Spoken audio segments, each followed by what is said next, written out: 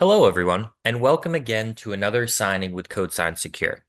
Today, we'll be showing you our Debian file signing. So this is something you would use on your Debian machines or .deb file, and this is how you would go through the process of actually signing those files. Now, some of the things I'll show you here, if you've seen our GPG signing video, you'll know that some of these commands are very similar. It's a very similar setup. It's just a different structuring of the signing command.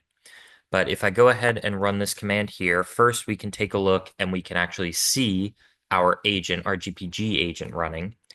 And if we run our list keys command, we get some important information here that we need for the signing.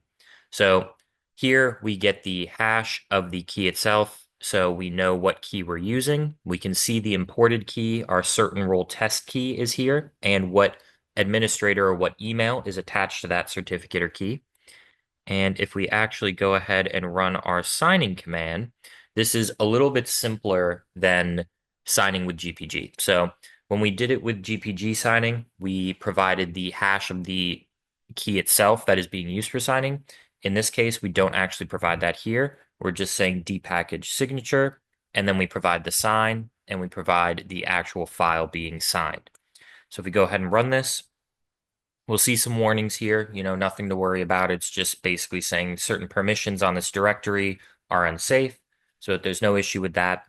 Since we've set up everything already, it knows to use this key, this certain role test key, to do the signing. So it's going to say that it's using that as the default secret key for signing. And in a second here, we should see that it signed the file. So we have this file signed now. Let's take a look at how we would verify it. Now, very similar setup. We again specify depackage sig. We instead provide the verify flag instead of the sign flag, and then we provide the same file that we just signed. So very quickly, it comes back with a response. It sees that it's been signed 3 different times, and all 3 of those signatures are valid. They're good signatures.